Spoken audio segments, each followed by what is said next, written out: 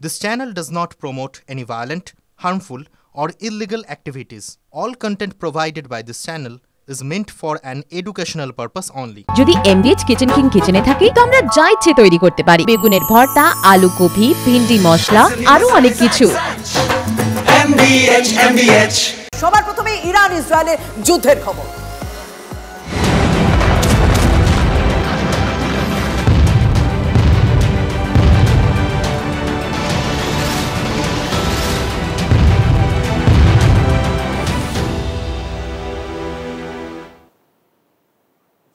আর সবার প্রথমে যেহেতু আমরা ইরান ইসরায়েলের যুদ্ধের দিকে নজর রাখছি দীপ, সেই যুদ্ধের যে তীব্রতা বাড়ছে এটা কিন্তু স্পষ্ট করে বোঝা যাচ্ছে সেখান থেকে যা যা ছবি আসছে, কারণ ইসরায়েলের দিকে আরো 20টি মিসাইল ছুড়ল ইরান।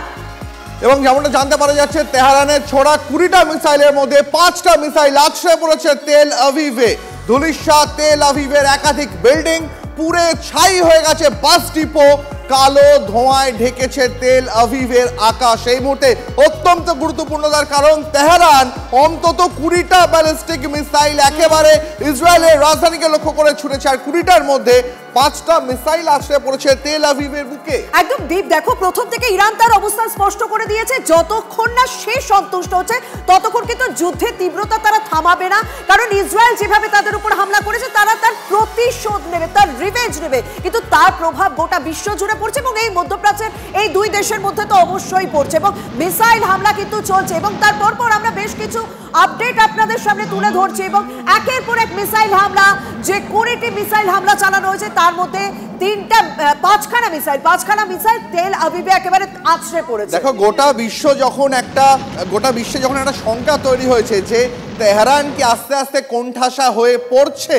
সেই সময় দাঁড়িয়ে কিন্তু ইরানের তরফ থেকে এইরকম তীব্র প্রত্যাঘাত, যেখানে আর কোনো রাতের অন্ধকারে নয় একেবারে দিনের আলোয় তেল আভিভের বুকে হামলা। সায়ন্ত আমাদের সঙ্গে রয়েছেন এই মুহূর্তে, সরাসরি কথা বলবো সায়ন্তর সঙ্গে।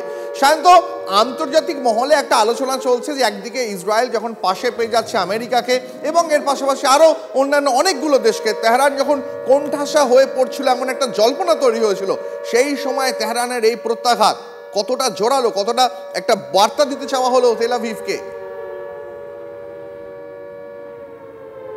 দেখো এটা অত্যন্ত গুরুত্বপূর্ণ, কারণ ইরান কিন্তু কোথাও একটা মরণ কামড় দেওয়ার চেষ্টা করছে এবং যে কারণে রাতের অন্ধকারে নয় সকালের দিনের আলোয় তারা প্রায় 20টির মতো ব্যালিস্টিক মিসাইল ছুড়েছে, যার মধ্যে 5টি তেল আভিভ শহরে বিভিন্ন জায়গায় পড়েছে এবং যে জায়গাগুলো দেখা যাচ্ছে জনবসতি এলাকা, সামরিক হেডকোয়ার্টার তো রয়েছে, জনবসতি এলাকাগুলোকেও কিন্তু ইরান ছাড়ছে না, যেখানে G7 আমেরিকা যুক্তরাষ্ট্র সহ একাধিক দেশগুলো ইসরায়েলের পাশে থাকার বার্তা দিচ্ছে, এমনকি ইরান যে পরমাণু অস্ত্র তৈরি করতে পারবে না সেটাও নির্দিষ্ট করে জানিয়ে দিচ্ছে।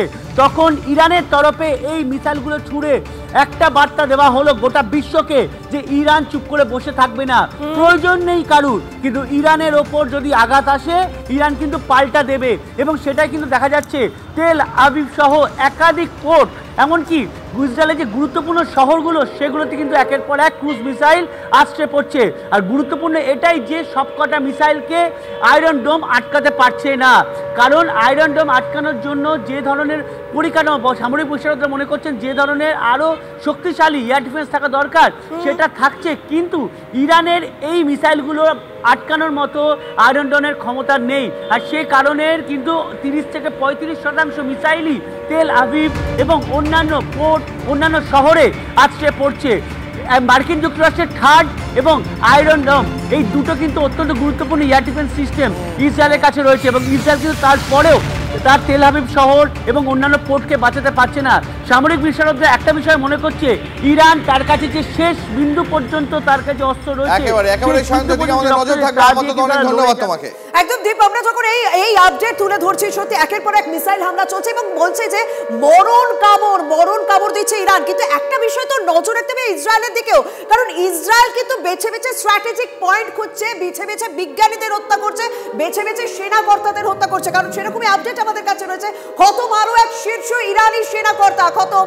সুপ্রিম লিডার খামেনেই ডান হাত আলী সাদমানি, এই ইনফরমেশনটা ভীষণ গুরুত্বপূর্ণ এই মুহূর্তে দাঁড়িয়ে, কারণ আগেও কিন্তু সেনাকর্তা হত্যা করার জন্য নতুন অ্যাপয়েন্টও করা হয়েছে। একেবারে তাই, এটাই হচ্ছে সবথেকে গুরুত্বপূর্ণ, কারণ 5 দিনে এই নিয়ে 2জন সেনাকর্তাকে হারালো ইরান। তার কারণ দায়িত্ব পাওয়ার মাত্র 4 দিনের মাথায় খতম ইরানের chief of staff of war. তেহরানের মুখে ইসরায়েলি বায়ুসেনার হামলায় খতম করা হয়েছে আলী সাদমানিকে। আমাদের সঙ্গে এই মুহূর্তে স্ট্র্যাটেজিক এক্সপার্ট শুভাশিস ব্যানার্জি রয়েছেন। শুভাশিস দা, একটা খুব বেসিক প্রশ্ন, ইরানের যে শীর্ষ সেনাকর্তারা একে একে ইসরায়েলি হামলায় তারা নিকেশ হয়ে যাচ্ছে, ইরানের সেনা, ইরানের যুদ্ধ করার যে ক্ষমতা, সেটা কি এর ফলে প্রভাবিত হবে?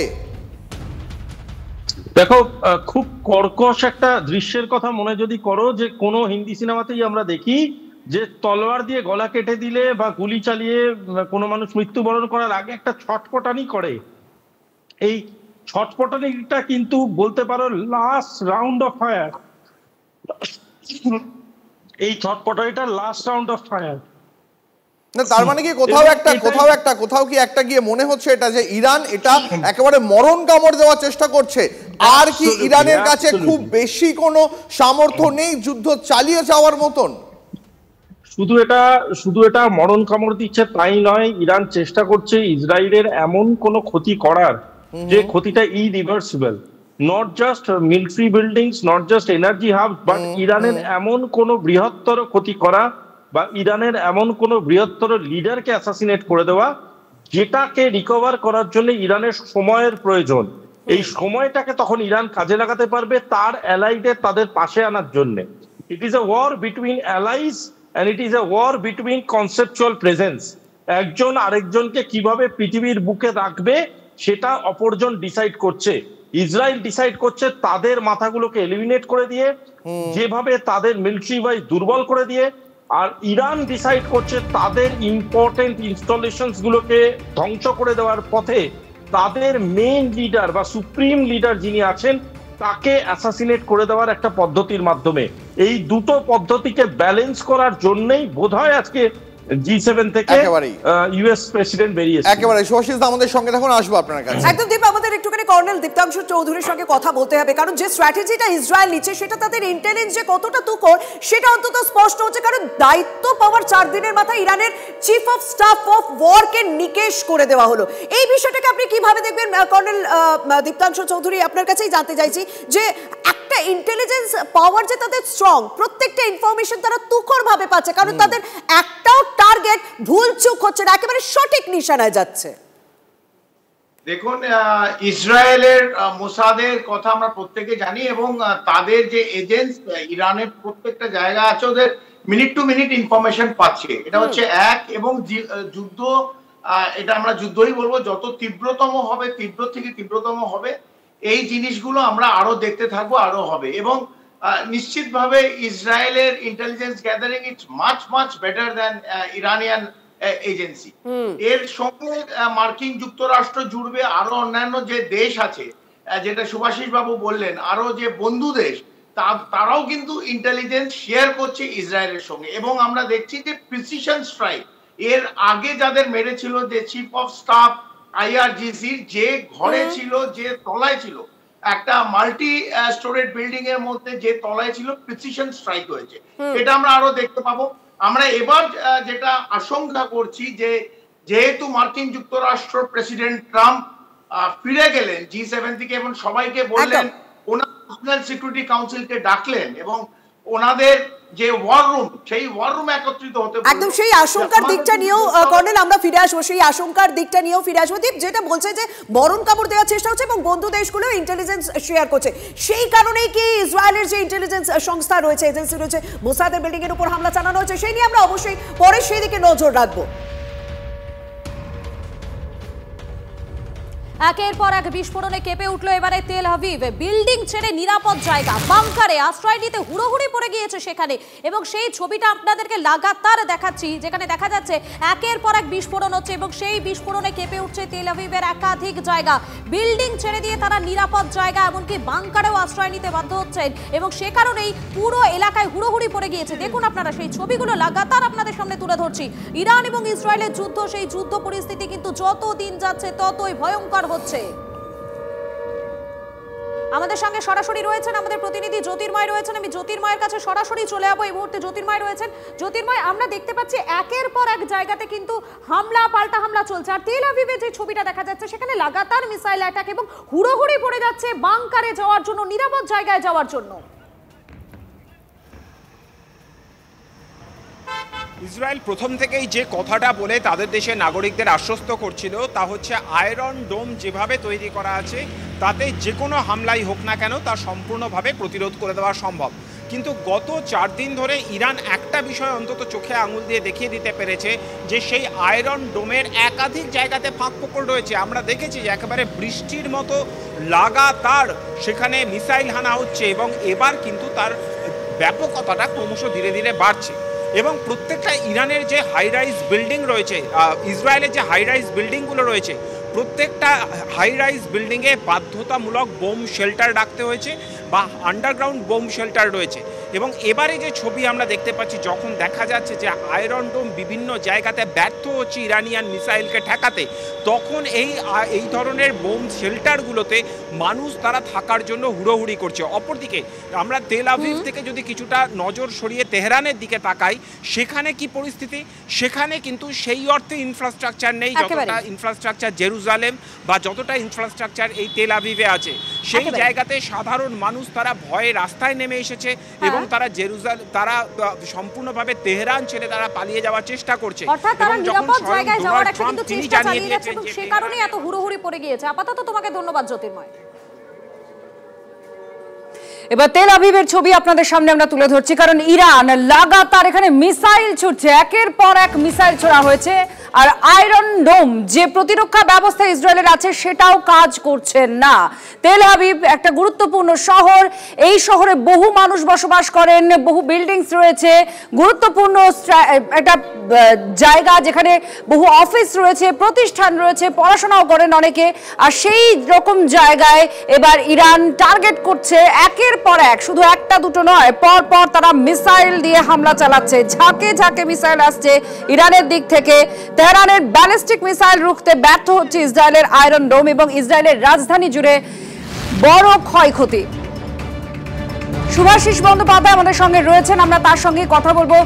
শুভাশিস বাবু, খুব গুরুত্বপূর্ণ একটা জায়গা তেল আভিভ, একটা রাজধানী, গুরুত্বপূর্ণ সমস্ত দফতর রয়েছে, প্রতিষ্ঠান রয়েছে, এই রকম জায়গায় মিসাইল ছুটছে ইরান। তাহলে কি লক্ষ্য? সাধারণ মানুষও কি লক্ষ্য হয়ে যাচ্ছে ইরানের?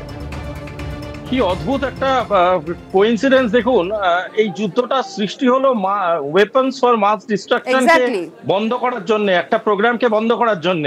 আর এই প্রোগ্রামকে বন্ধ করার জন্য আজকে যে ঘটনাটা হচ্ছে ওটা হচ্ছে প্রিসাইজ অ্যাটাকের মাধ্যমে মাস ডিস্ট্রাকশন ঘটানো, বহু সাধারণ মানুষকে মারা এবং সাধারণ মানুষ যাতে মৃত্যুবরণ করে সেটাই নিশ্চিত করা। এবং যে ঘটনার জন্য এই যুদ্ধ স্টার্ট হয়েছিল, আজকে কোথাও গিয়ে যে ঘটনাগুলো ঘটছে দুটো তো কোথাও মিলেমিশে একাকার হয়ে গেল।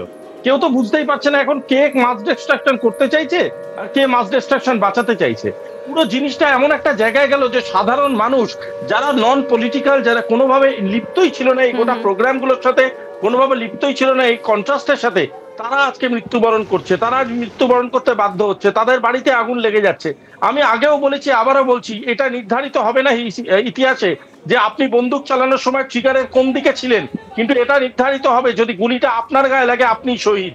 এবং ট্রিগারটা তখন কে চালিয়েছিল তখন কিন্তু কোয়েশ্চেন মার্কে থাকবে, কারণ সেটা নিয়ে ডিবেট হবে, সেটা নিয়ে প্রচুর আলোচনা হবে, কিন্তু মৃত্যুবরণ যে করবে, যার গায়ে বুলেট লাগবে সেই মৃত্যুবরণ করবে।